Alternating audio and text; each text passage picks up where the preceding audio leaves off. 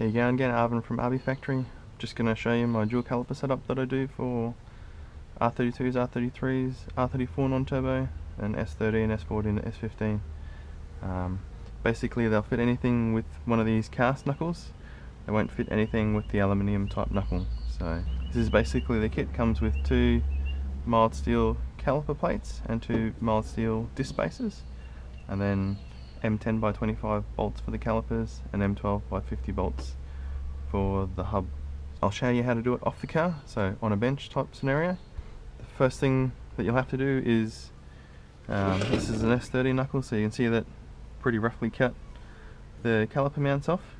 How you do it, it's up to you, but this is one that I've done for my R32, so pretty much ground them all back, and then I've also got it zinc plated while it was off the car and put urethane bushes in it. But you don't have to do any of that, you don't want to, it's just all how you want to do it. But you will have to cut at least 20mm from the hole back to be able to fit this kit. So how I usually do it first, I usually start with the hub. So just ignore the fact that this one's been sitting outside for a while. You see that the caliper spacer does 4 and 5 stud, because this kit also will put S13 single piston calipers on front and back of a hub. So that's the main reason why it's got 4 studs as well. So slip the spacer on and slip the rotor on, and then just get a nut just to be able to hold the disc flat on the hub, and then we'll flip it all over and do the back side. So once you get it up tight enough that it's going to stay flat, just flip her over. Now that we've flipped it over, we can fit the caliper plate and the calipers. So the caliper plate just slips on over there, but just be aware that it does left and right hand both sides. You just got to test fit the knuckle back on, and you want to ideally align the holes to where they would be originally. If you don't, then the back caliper will be down too low and will sit on this back, and then it won't fit. So just make sure that you've got it the right way, and then just test fit the knuckle on it just to be sure that they line up and then the holes line up. So once you've got them, take the knuckle off. Just use 1 bolt to keep this aligned. So just start it in the hole, and then you can start fitting your calipers. So we don't fit the calipers with the knuckles on because we won't get access to the back bolt that's underneath that back toe arm. So we'll just throw these on. Again, make sure you use the spring washers when you do it on yours, but just because it's just fitting it for the video, we won't worry about it.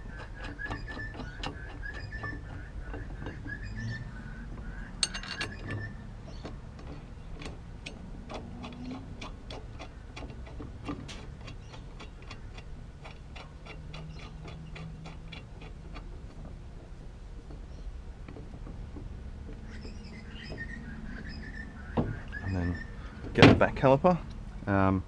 Just take this bracket off, but you can leave the hard line and the rubber line, but the bracket won't fit.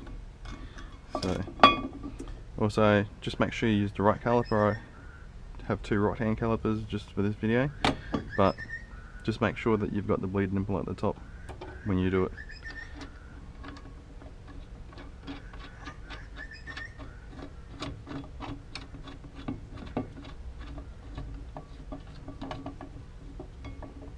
And then once again, make sure you use the spring washer, but I won't for the video.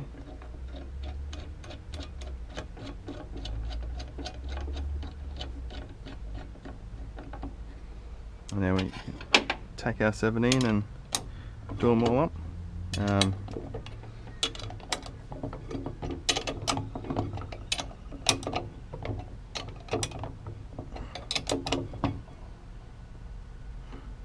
With this one, just make sure the flat, just keep earning it until the flat sort of is on the inside, because I'll show you soon, but the knuckle sits close to that hex head bolt. So Now we can pull this bolt out and fit the knuckle. So you'll see that it's a bit of a wiggle in, but you can see if you had the point of the hex sticking that way, it would interfere with the knuckle. And you can also see how tight the access is in this area down here. So hopefully you can see that. It's a little bit less space too with the spring washer in it, but it doesn't touch. So now we can take our 12x50s and line it all up and drop them in. Just remember, you're going to use spring washers. I'm not.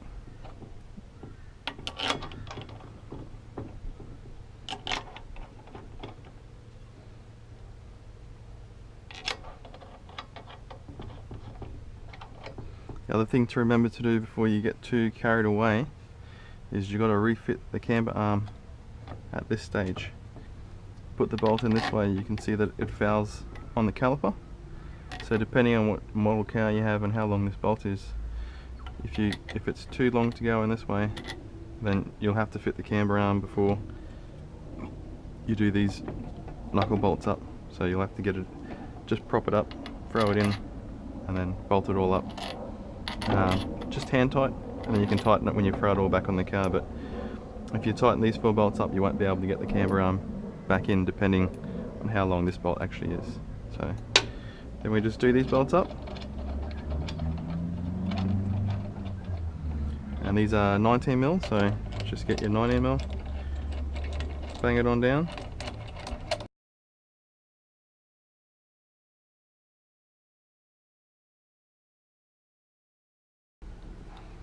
And then you can tighten it all up.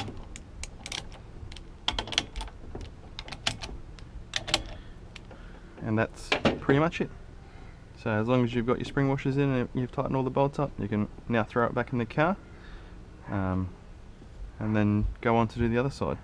The only real thing you have to remember is the sequence it goes together, and then that you've got to cut at least 20mm from the center of the hole back on the stubs. But how you go about it, it's up to you.